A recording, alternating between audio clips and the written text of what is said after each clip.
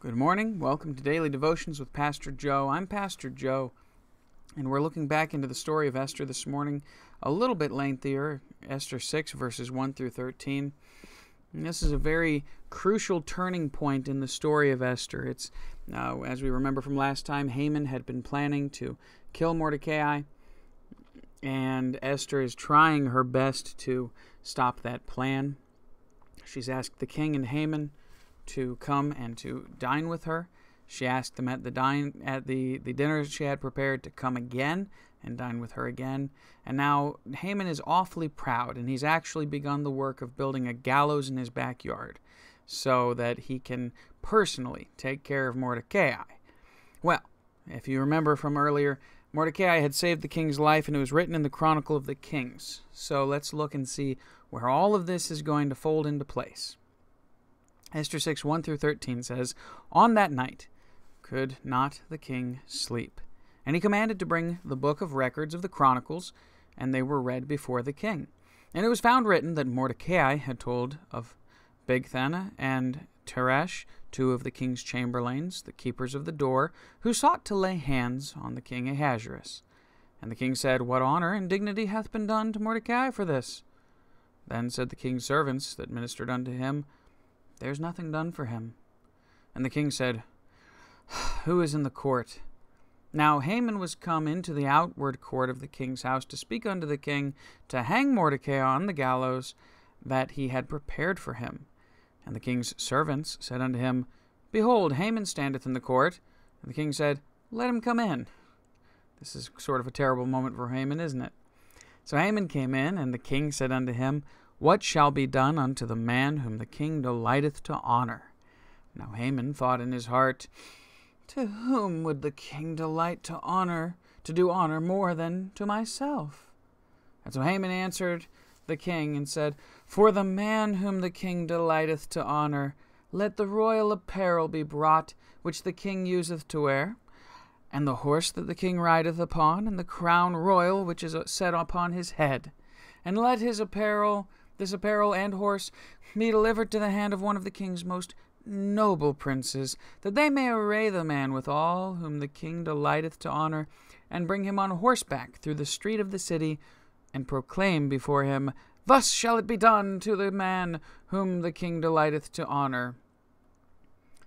Then the king said to Haman, Make haste, and take the apparel and the horse, as thou hast said, and do even so to Mordecai the Jew, that sitteth at the king's gate. Let nothing fail of all that thou hast spoken.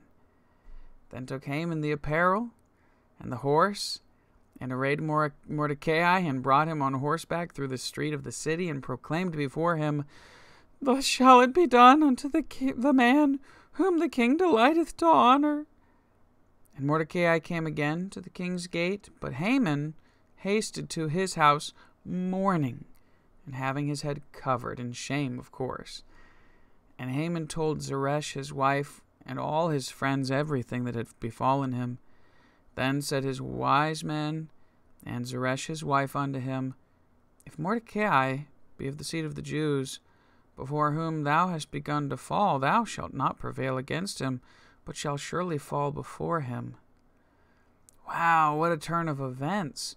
So in the earlier part, now Mordecai had refused to bow to Haman. Haman concocted a plan to kill all of the Jews on a certain day of a certain month, and everything was going according to plans. Mordecai comes to Esther and says, You've got to petition the king to save us. Esther says, Go and pray and fast for 3 days, and I'll do the same.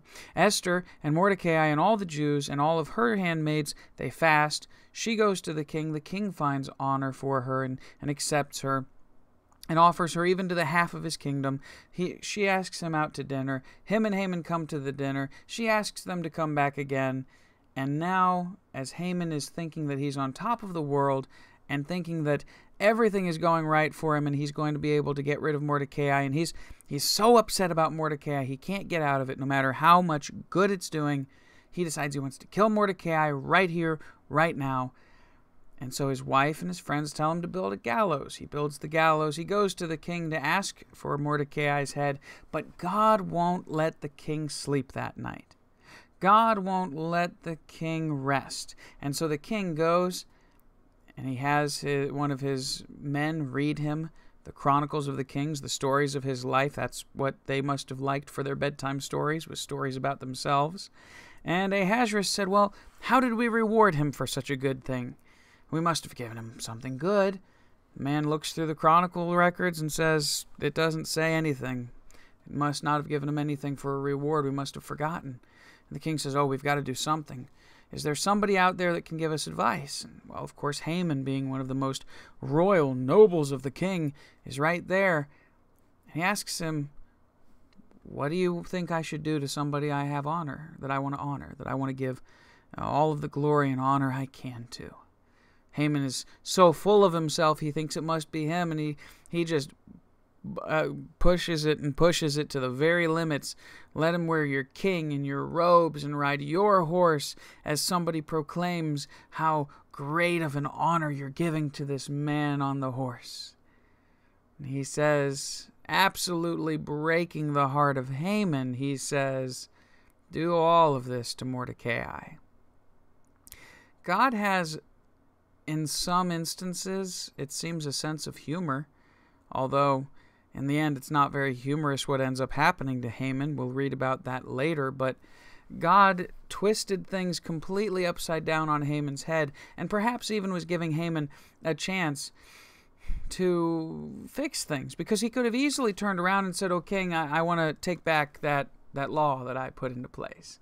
He could have easily repented at any point along this entire time, and he's giving him the opportunity. God really is. But Haman doesn't.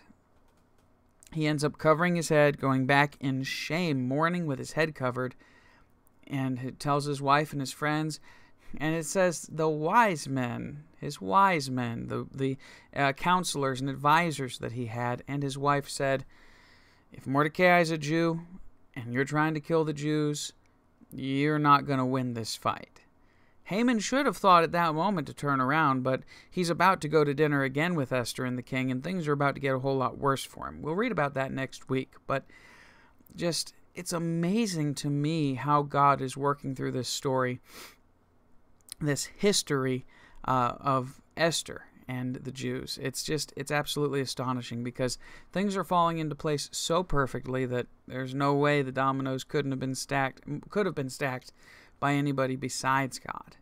So it's just an absolutely amazing story. If you have any comments or thoughts about the story of Esther, or any ideas of things we can do in the future for other stories after we're done with Esther, we might look into the book of Ruth. We're considering it here.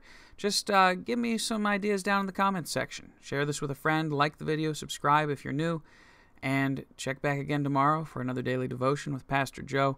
God bless and have an excellent day in the Lord.